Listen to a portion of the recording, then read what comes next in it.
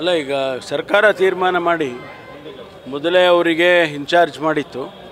ಈಗ UPSC ಅಲ್ಲಿಂದ approval ಆಗಿ ಬಂದ ಮೇಲೆ ಸರ್ಕಾರ ಅದನ್ನು ರೆಗ್ಯುಲರೈಸ್ ಮಾಡಿದೆ. ಅವರು ಒಬ್ಬ ಹಿರಿಯ ಅಧಿಕಾರಿಯಾಗಿ ಕರ್ನಾಟಕದವರಾಗಿ ಇನ್ನೂ ಹೆಚ್ಚು ಶಕ್ತಿಯುತವಾಗಿ ಪ್ರಾಮಾಣಿಕವಾಗಿ ಕೆಲಸವನ್ನು ಮಾಡ್ತಾರೆ ಎನ್ನುವಂಥ ವಿಶ್ವಾಸವನ್ನು ಇಟ್ಟುಕೊಂಡು ಮಾನ್ಯ ಮುಖ್ಯಮಂತ್ರಿಗಳು ನೇಮಕ ಮಾಡಿದ್ದಾರೆ. ನಾವು ಬಯಸೋದು ಒಂದು ಶಾಂತಿ ಕರ್ನಾಟಕವನ್ನು ಬಯಸ್ತೇವೆ. ಅದನ್ನು ಮಾಡೋದರಲ್ಲಿ ಅವರು ಅವಿರತವಾಗಿ ದುಡಿತಾರೆ ಅಂತ ಹೇಳಿ ನಾನು ಅಂದ್ಕೊಂಡಿದ್ದೇನೆ.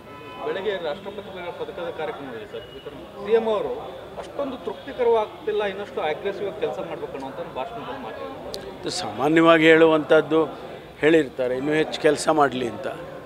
ಅಷ್ಟು ಬಿಟ್ಟರೆ ಬೇರೆ ಅರ್ಥೈಸೋದೇನು ಅಗತ್ಯ ಇಲ್ಲ ಅಂತ ಅಂದ್ಕೊಳ್ತೀನಿ. ಸರ್, ಚಿನ್ನಯ್ಯವ್ರನ್ನ ಈಗ ತನಿಖೆಗೆ ಕರ್ಕೊಂಡ್ಬಂದಿದ್ದಾರೆ ಬೆಂಗಳೂರಿಗೆಲ್ಲ ಬೆಂಗಳೂರಲ್ಲಿ ಕೂಡ ಎನ್ಕ್ವೈರಿ ಆಗ್ತದೆ.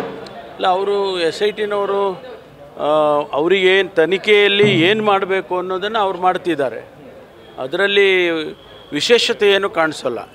ಸರ್, ತನಿಖಾ ವರದಿ ಬರೋದಕ್ಕೂ ಮೊದಲು ಒಂದು ರೀತಿ ಜಡ್ಜ್ಮೆಂಟ್ ರೀತಿಯಲ್ಲಿ ನಿರ್ಧರಿಸುವಂಥ ಪ್ರಯತ್ನಗಳು ಆಗ್ತಿದೆಯಾ ಅನಿಸುತ್ತಾ ಸರ್? ಅಲ್ಲ, ನಮಗೆ ನೋಡಿ, ಹೊರ ಪ್ರಪಂಚಕ್ಕೆ ತಾವು ಮಾಧ್ಯಮದವ್ರು ಹೇಳೋ ವಿಚಾರಗಳಾಗಲಿ ಅಥವಾ ಬೇರೆಯವರು ಮಾತನಾಡ್ತಕ್ಕಂಥದ್ದಾಗಲಿ ಅದರಲ್ಲಿ ಸತ್ಯ ಇದೆ ಅಂತ ಹೇಳಿ ನಾನು ಹೇಳೋಕ್ಕೆ ಹೋಗೋದಿಲ್ಲ. ಯಾಕೆಂದರೆ ಅಲ್ಲಿ ಇನ್ವೆಸ್ಟಿಗೇಷನ್ನಲ್ಲಿ ಏನು ಆಗ್ತಾಯಿದೆ ಅದನ್ನು ಯಾರು ಹೊರಗಡೆ ಇನ್ವೆಸ್ಟಿಗೇಟಿಂಗ್ ಏಜೆನ್ಸಿಯವರು ಯಾರು ಹೇಳೋದಕ್ಕೂ ಹೋಗೋದಿಲ್ಲ.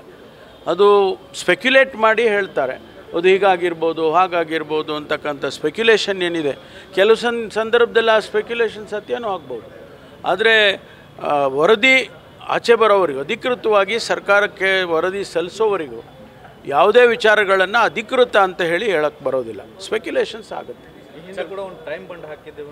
ಇಲ್ಲ, ನಾವು ಟೈಮ್ ಬೌಂಡ್ ಹಾಕೋದಕ್ಕಿಂತ ತನಿಖೆಗಳಲ್ಲಿ ಟೈಮ್ ಬೌಂಡ್ ಹಾಕೋದಕ್ಕೆ ಬರೋಲ್ಲ. ಆದಷ್ಟು ಶೀಘ್ರವಾಗಿ ಕೊಡಿ ಅಂತ ಹೇಳಿ ಹೇಳ್ಬೋದು. ಅವರು ಎಲ್ಲೋ ಒಂದು ಕಡೆ ತನಿಖೆ ಮಾಡುವಾಗ ಇನ್ನೊಂದು ಕಡೆ ಡೈರೆಕ್ಷನ್ ತೊಗೊಂಡು ಹೋಗುತ್ತೆ ಅದು ಆ ತನಿಖೆ. ಆಗ ನಾವು ಇಲ್ಲ ನಿಲ್ಲಿಸ್ಬಿಡಿ ಅಂತ ಹೇಳೋಕ್ಕಾಗತ್ತಾ? ಆದ್ದರಿಂದ ತನಿಖೆ ಆದಷ್ಟು ಶೀಘ್ರವಾಗಿ ಮಾಡಬೇಕು ಅಂತ ನಾವು ಹೇಳಿದ್ದೇವೆ. ಅದು SITನವರು ಅವರು ತೀರ್ಮಾನ ಮಾಡಬೇಕು. ಸರ್, BJP JDS ಅವರು ಧರ್ಮಸ್ಥಳ ಛಲವನ್ನು ಪೈಪೋಟಿ ಮೇಲೆ ಮಾಡ್ತಿದ್ದಾರೆ. ನಾಳೆ ಕಾರ್ಯಕ್ರಮ ಹಮ್ಮಿಕೊಂಡಿದ್ದಾರೆ ಅವರು ಮಂಜುನಾಥನ ದರ್ಶನ ಮಾಡೋಕ್ಕೆ ಹೋಗ್ತಾ ಇದ್ದಾರೆ ಅಷ್ಟೇ.